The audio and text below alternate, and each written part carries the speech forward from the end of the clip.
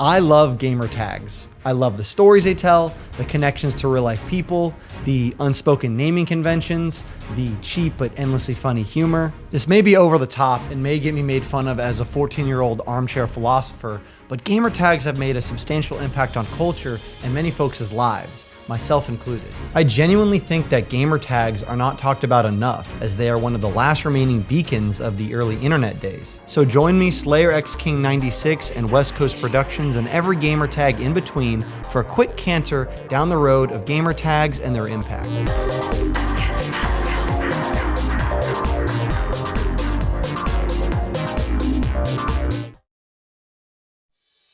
Gamer tags, or if you want to be academic about it, usernames, or if you want to be scientific about it, display names, date way back to the early days of computers when multiple people needed access to a server, i.e. admin 5000 and their little brother admin 6000.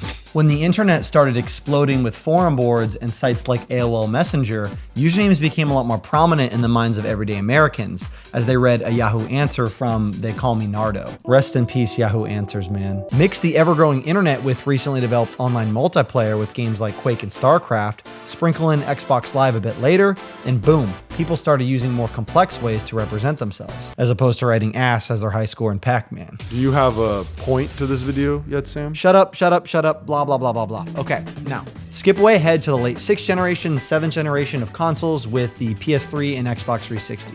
This is the generation that I really want to hone in on. I'll very crudely deem this span of time the golden age of gamer tags. Now, how did people express themselves? In a multitude of different ways, really, but I will poorly oversimplify them in 3 loose categories: personal, creative, and auto-generated. The personal naming convention might be the most rudimentary, but it also might be my personal favorite, as names that fall into this category just have a certain warmth to them. A lot of traditions are baked into this naming scheme. Unnecessary X's, lead speak, clan tags, prefixes, suffixes, .tvs, interests, other game references, birth years, and so much more. Take someone who loves baseball and their favorite number is 22. Boom, you got out of the park 22. Take someone whose name is Sam, they are obsessed with becoming a knight, and they were born in 1999. Why don't you take Sir Sam 1999, thank you very much.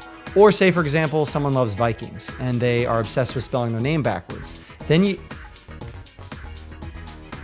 Okay, so these are all mine, but in all seriousness, you can learn a lot about someone just from their gamer tag. There's a certain charm to a basic gamer tag that fits into one of these traditions, and every time I see one of them out in the wild, it never fails to put a smile on my face. I can always identify with the human on the other side of my screen.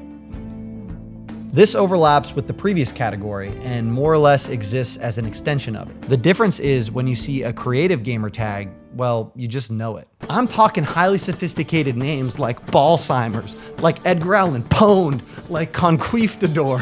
So many names that are infinitely worse, and I will not be reading out loud to my camera, but they're names that at least get you to crack a smile at their wit. These are the gamer tags that you remember long after you've completed the gaming session with this person. The golden shining lanterns of gamer tags tend to come from this category. Just the best of the best. Short on time or ideas for a gamer tag? No problem at all. Sony and Xbox have you covered with an auto-generate gamer tag button. A lot of times it would spit out absolute bot names like FlukyCrowd41597 sorry Noah, but other times it would hit you with badass 10 out of 10 names like Unbidden Gold, Paragon Nova, Void Drift, Rangebray 7918. Okay, a lot of them sounded about as good as you'd think, but a few lucky ones just have that it factor that makes them hit. Of course, with the advent of AI chatbots, boo, and other more sophisticated name generators online, the lines between an auto-generated name and the other two categories have gotten significantly more blurry. Okay, yeah. You've had your extended world building lecture now, Sam. Get on with your thesis. What is your point? Stop it. Gamer tags rock. Gamer tags are important. A person's gamer tag exists almost as an alter ego or an extension of oneself beyond their birth name. They're one of the many ways us as human beings are able to put a little twinge of creativity, a little spice of personality on something as small as playing video games. The impact that gamer tags have had on culture is nothing to gaff at either. It's becoming more and more normalized for a person to refer to someone by an abbreviation of their gamer tag. This is getting normalized in IRL zones as well, not just the internet space. In the public eye, Tyler Blevins is just Ninja. And to a lot of people, my brother Andrew with the gamertag Vanarchy is just Van. Unfortunately though, the way that OG gamertags operate is becoming a relic of a bygone era. Not every site requires a unique gamertag anymore.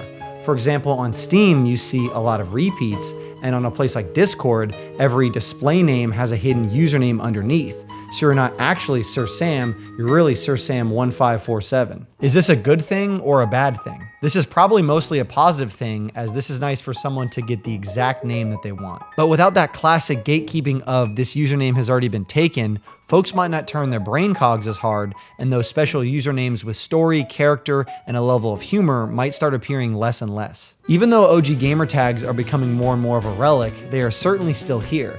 With those prehistoric gamers that kept their gamertags throughout the era, they're still lurking on the outskirts of the web. Early internet days are gone, but some early gamertags still live on. Every single time I see a senior Sparky-san join me as my random fill teammate, I feel the warm coat of nostalgia embracing me. And it feels like everything is gonna be all right. But maybe all of this is just my 6 gray hair dinosaur ass coming out, and essentially I'm just summarizing nostalgia. Again with the monologuing. Dude, what is your point? Okay, I don't know if I even really have one. All I can say is that gamertags that either tell a story, get you to laugh, or give you better insight to the human soul across the world from you, they're all microcosms of the relationship between human beings and video games. And you know what? I do have a point. We must salute those brave soldiers that embrace their original and sometimes embarrassing gamer tags from the early days when they were an adolescent or a teenager. We must not let the early days of gamer tags with human touch and character die out and all be replaced by carbon copies of the same name. We as gamers must rise up and embrace the simplicity and the twinge of humanity that our OG gamer tags have. I implore all of you watching this to change back to your original gamer tags. And if you didn't have one, change it to something like Pineapple Destroyer 96 so we know what you're all about. I implore us gamers to remember the glory days. Except the slurs and homophobia, we can for sure drop those bits. I love my gamer tag. I will stick by Mass Viking Sam until I die. One time I told my partner I was considering getting it on my gravestone. I truly feel that it's as closely associated with my identity as the name on my state-sanctioned birth certificate. Gamer tags have meaning, gamer tags bring us together, and gamer tags are just plain fun. Thank you all so much for watching. Shout out to all Avery114s, Issa X Pewter Cats, and every gamer tag in between. Subscribe, like, share, and I'll see you all next month.